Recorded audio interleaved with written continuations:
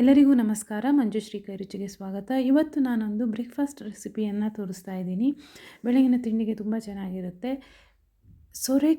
ಸೋರೆಕಾಯಿ ಅಂತಂದರೆ ಹಾಲ್ಗುಂಬಳಕಾಯಿ ಅಂತಲೂ ಕರೀತಾರೆ.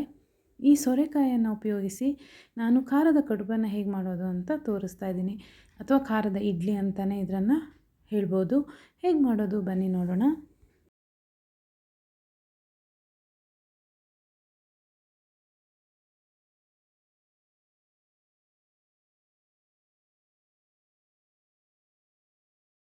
ಮೊದಲಿಗೆ ಅಕ್ಕಿಯನ್ನು ಚೆನ್ನಾಗಿ ತೊಳೆದು ಒಂದು 4 ಗಂಟೆಗಳ ಕಾಲ ನೆನೆಯೋದಕ್ಕೆ ಬಿಡಬೇಕು. ಇಲ್ಲಿ ನಾನು ಸೋರೆಕಾಯಿಯನ್ನು ತೊಗೊಂಡಿದ್ದೀನಿ.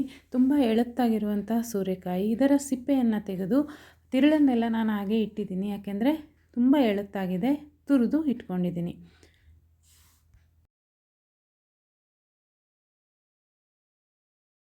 ನಂತರ ನೆನೆಸಿರುವಂತಹ ಅಕ್ಕಿ ತುಂಬ ಕಡಿಮೆ ನೀರನ್ನು ಹಾಕೋಬೇಕು. ನೀರನ್ನು ಹಾಕದೇ ಇದ್ದರೂ ನಡೆಯುತ್ತೆ, ಯಾಕೆಂದರೆ ನಾವು ನೆನೆಸಿರುವಾಗ ಅಕ್ಕಿ ಉಬ್ಬಿರುತ್ತಲ್ಲ, ಅದರಲ್ಲಿ ನೀರಿನಂಶ ಇರುತ್ತೆ. ಸ್ವಲ್ಪ ನೀರನ್ನು ನಾವು ಅಂದರೆ ಜಸ್ಟ್ ತಿರುಗೋದಕ್ಕೆ ಮಾತ್ರ ನೀರನ್ನು ಸೇರಿಸ್ಕೋಬೇಕು.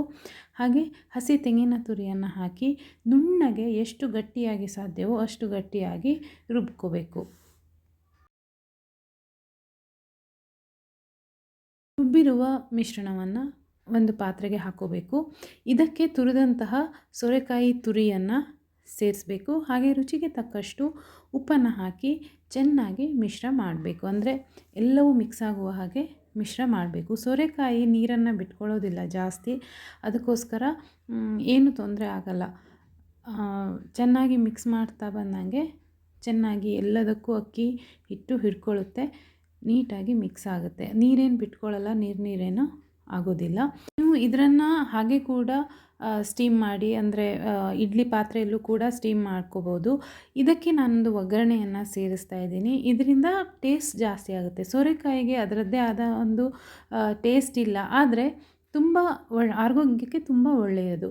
ಅದಕ್ಕೋಸ್ಕರ ನಾನು ರುಚಿ ಸ್ವಲ್ಪ ಜಾಸ್ತಿ ಆಗೋದಕ್ಕೆ ಒಗ್ಗರಣೆಯನ್ನು ಹಾಕ್ತಾಯಿದ್ದೀನಿ. ಉದ್ದಿನಬೇಳೆ, ಕಡಲೆಬೇಳೆ, ಸಾಸಿವೆ, ಇಂಗು, ಕರಿಬೇವು ಮತ್ತು ಹಸಿಮೆಣಸನ್ನು ಹಾಕಿ ಒಂದು ಒಗ್ಗರಣೆಯನ್ನು ಮಾಡಿದ್ದೀನಿ.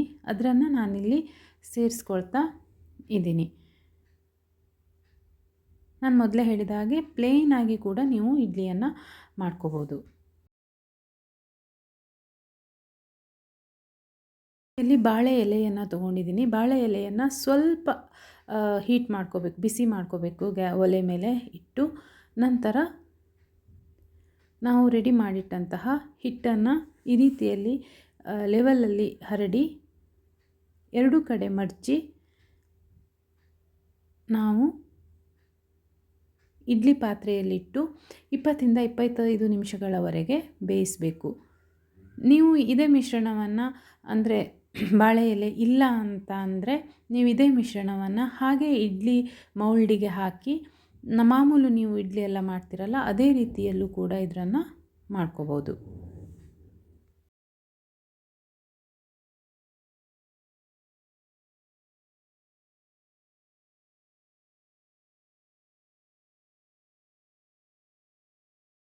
ಈಗ ಇದನ್ನು ಇಡ್ಲಿಯ ಪಾತ್ರೆಯಲ್ಲಿ ಇಟ್ಟು 20ರಿಂದ 25 ನಿಮಿಷಗಳ ಕಾಲ ಬೇಯಿಸಬೇಕು.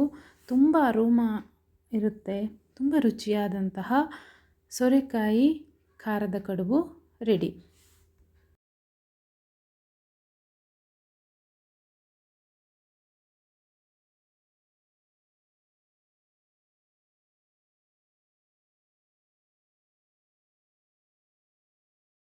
ಇದನ್ನು ನೀವು ಚಟ್ನಿ ಜೊತೆಗೆ ಸರ್ವ್ ಮಾಡ್ಬೋದು, ಸಾಂಬಾರ್ ಜೊತೆಗೆ ಸರ್ವ್ ಮಾಡ್ಕೋಬೋದು, ಹಾಗೆ ತುಪ್ಪದ ಜೊತೆಗೂ ಕೂಡ ತಿನ್ಬೋದು. ತುಂಬ ಟೇಸ್ಟಿಯಾದಂತಹ ಸೋರೆಕಾಯಿ ಖಾರದ ಕಡುಬು ರೆಡಿ.